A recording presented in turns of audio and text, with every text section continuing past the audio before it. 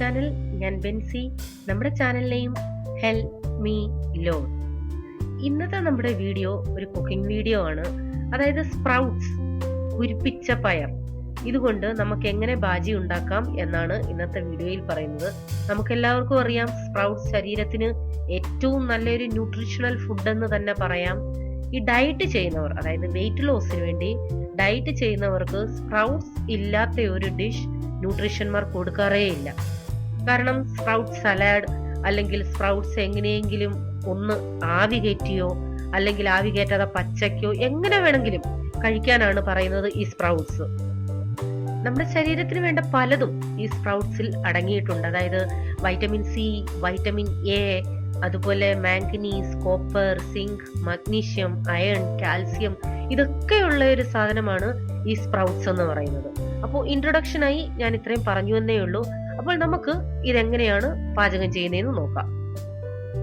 വളരെ എളുപ്പത്തിൽ, അതായത് ചോറിനും ചപ്പാത്തിക്കും ഒക്കെ നമുക്ക് വളരെ ഒരു 5 മിനിറ്റ് പോലും വേണ്ട, അത്ര എളുപ്പത്തിൽ ഉണ്ടാക്കാൻ പറ്റുന്ന ഒരു ബാജിയാണിത്.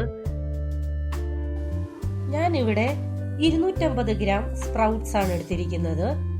അത് നല്ലതുപോലെ കഴുകി വാരി വെച്ചതാ. ഇത് 2 തരത്തിലുള്ള പയറുകളുണ്ട്.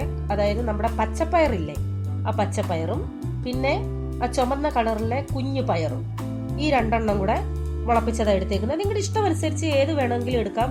ഇത് തന്നെ ഗ്രീൻ പീസ് കുരിപ്പിച്ചതുണ്ട്, കടല കുരിപ്പിച്ചതുണ്ട്, മുതിര കുരിപ്പിച്ചതുണ്ട്, ഏത് വേണമെങ്കിലും നിങ്ങൾക്ക് കുരിപ്പിച്ചത് എടുക്കാം.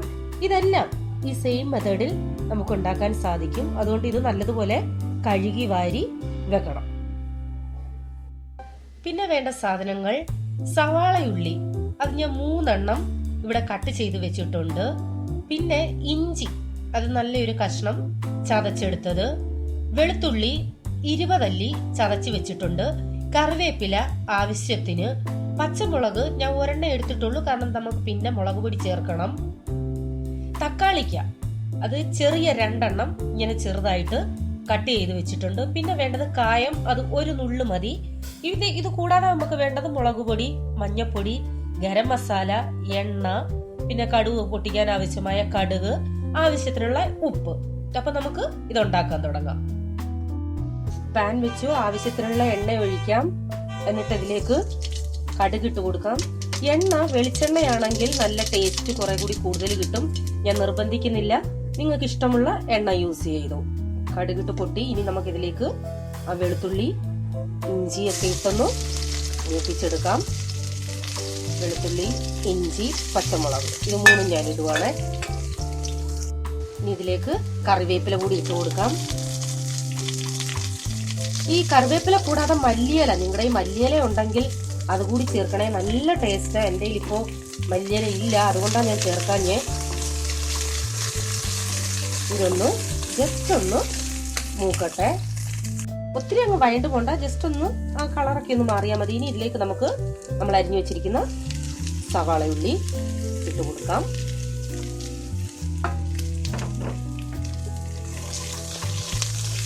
എന്നിട്ട് അതൊന്ന് വയളണം. ഇത് ഇച്ചിരി ഒന്ന് പച്ച കെട്ടിട്ട് മസാലകൾ നമുക്ക് ഇട്ട് കൊടുക്കാം.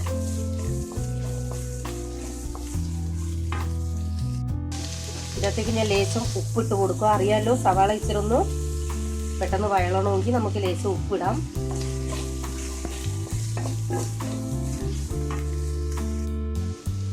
ഇതിപ്പോ പകുതി വഴണ്ട് വരുന്നുണ്ട്. ഇനി ഇതിലേക്ക് ഞാൻ ലേശം മഞ്ഞപ്പൊടി ഇട്ട് കൊടുത്തു.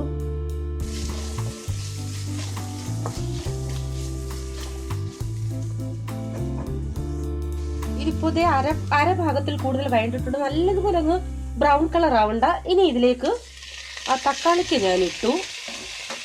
അതിന്റെ കൂടെ മുളക് പൊടിയും ഗരം മസാലയും. അതിന്റെ അളവ് ഞാൻ കാണിക്കാം.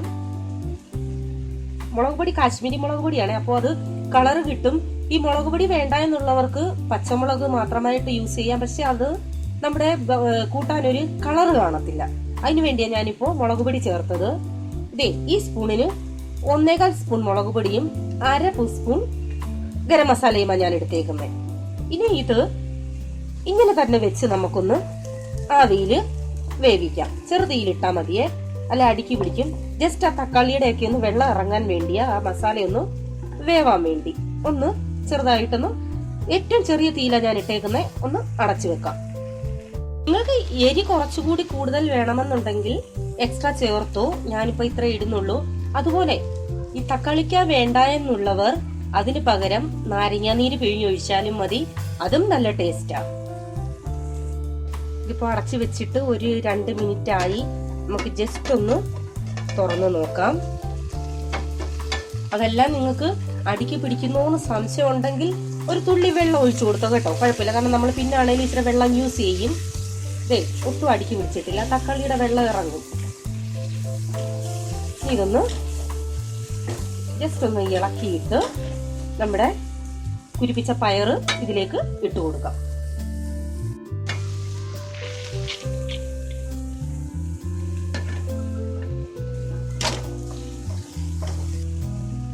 ഇതിപ്പോ നമ്മൾ ഇട്ടിട്ട് ഇളക്കി യോജിപ്പിച്ച ശേഷം ഉപ്പ് വേണമെന്നുണ്ടെങ്കിൽ ഇപ്പൊ ഇട്ട് കൊടുക്കണേ. ആവശ്യത്തിനുള്ള ഉപ്പ് ഇട്ട് ലേശം വെള്ളം, കാരണം നമ്മൾ അതല്ലെന്നുണ്ടെങ്കിൽ തനി എണ്ണയിൽ തന്നെ ഉണ്ടാക്കണം, നമുക്ക് അത്ര എണ്ണ വേണ്ട. അതുകൊണ്ട് ഈ പയറ് വേവാനുള്ള ലേശം വെള്ളം ഒഴിച്ചിട്ട് ഇത് അടച്ചു വെച്ച് ആവിയിൽ തന്നെ നമുക്ക് വേവിച്ചെടുക്കാം. ഇടയ്ക്കൊന്ന് തുറന്നു നോക്കണേ അടുക്കി പിടിക്കുന്നുണ്ടോന്ന്. ഇതിപ്പോ നമ്മൾ അടച്ചു വെച്ച് കഴിഞ്ഞിട്ടൊരു 3-4 മിനിറ്റ് കഴിഞ്ഞു. ഞാനിതൊന്ന് ഇളക്കുക. ചിലരിതിൽ തേങ്ങയും ഇടാറുണ്ട്, ഞാനിപ്പോ ഇതിലൊന്നും ഇടുന്നില്ല. പിന്നെ നോർത്ത് ഇന്ത്യൻസ് ഇതിൽ ലേശം മല്ലിപ്പൊടിയും ചേർക്കാറുണ്ട്, ഞാൻ അതും ചേർക്കുന്നില്ല. കാരണം എനിക്കത് ചേർക്കുമ്പോൾ എന്തോ ടേസ്റ്റ് വ്യത്യാസം പോലെ തോന്നുന്നുണ്ട്. തേങ്ങ വേണമെന്നുണ്ടെങ്കിൽ നിങ്ങൾക്ക് തേങ്ങ ചേർക്കാം. ഇത് വെന്തോ എന്നും ഞാനൊന്ന് നോക്കട്ടെ.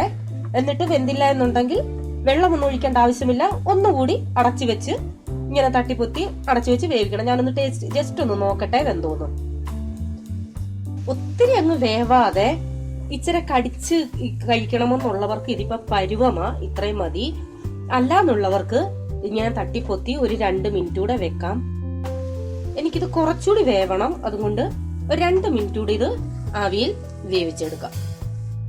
ഇതിപ്പോ റെഡി ആയിട്ടുണ്ട്. ലാസ്റ്റില് ഞാൻ ഒരു നുള്ള് കായപ്പൊടി ഇട്ടിട്ടുണ്ട്. അത് എന്തിനാണെന്ന് ചോദിച്ചാല്, ഈ പയറ് കഴിക്കുമ്പോൾ ആർക്കെങ്കിലും അസിഡിറ്റിയോ അങ്ങനെയുള്ള എന്തെങ്കിലും ഗ്യാസോ അങ്ങനെയുള്ള എന്തെങ്കിലും പ്രോബ്ലം വരുന്നുണ്ടെങ്കിൽ അതില്ലാതാക്കാൻ വേണ്ടി മാത്രമാണ് നമ്മൾ ലേശം കായപ്പൊടി ഇട്ടത്.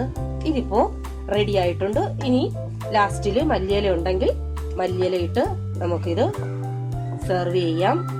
ഇത് ചപ്പാത്തിക്കും ചോറിനും ഒക്കെ പറ്റിയ നല്ല ഒരു ഡിഷാണ്. തീർച്ചയായിട്ടും ഇത് ട്രൈ ചെയ്യണം. ഇപ്പോ നമ്മുടെ ടേസ്റ്റി ആയിട്ടുള്ള സ്പ്രൗട്ട്സ് തോരനെന്നോ മെഴുക്കുവരട്ടിന്നോ ഒക്കെ പറയാം, ഇത് റെഡി ആയിട്ടുണ്ട്. എല്ലാവരും ഇത് ട്രൈ ചെയ്യണം. എൻ്റെ അടുത്ത് കുറെ പേർ ചോദിച്ചിരുന്നു ചപ്പാത്തിക്ക് പെട്ടെന്ന് ഉണ്ടാക്കാൻ പറ്റുന്ന എന്തേലും ഡിഷസ് തരാമോന്ന്. അപ്പോൾ അവർ തീർച്ചയായിട്ടും ഇത് ട്രൈ ചെയ്യണം. നിങ്ങൾക്ക് ഇഷ്ടമായെങ്കിൽ ഇത് കമന്റ് ഇടാൻ മറക്കരുത്. ട്രൈ ചെയ്തിട്ട് അഭിപ്രായം പറയാനും മറക്കരുത്. മറ്റുള്ളവർക്ക് ഷെയർ ചെയ്ത് കൊടുക്കാനും മറക്കരുത്. അപ്പോൾ നിങ്ങൾക്ക് ഇഷ്ടപ്പെട്ട അടുത്ത ഒരു ടിപ്പോ അല്ലെങ്കിൽ ഒരു കുക്കിംഗ് വീഡിയോയുമായോ ഞാൻ ഉടൻ വരാം. Till then bye. God bless you.